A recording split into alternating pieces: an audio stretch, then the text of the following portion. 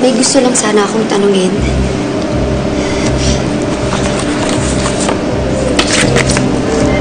Eto, siya si Joey. Isa rin siyang writer. Kapatid ko siya, pero wala na siya. Kasama siya dun sa lumubog na barko sa Leyte. Ever since that typhoon hit Leyte, nakipag-coordinate na ako sa mga iba't ibang NGOs and I received this email today. Look, ito yung mga pangalan ng mga pasaherong nawawala. Meron kang kapangalan. Joselito Vergara Jr. Pero, bago siya mawala, sumulat siya ng nobela. At kasama niya akong gumawa ng pen name na Destiny Rose.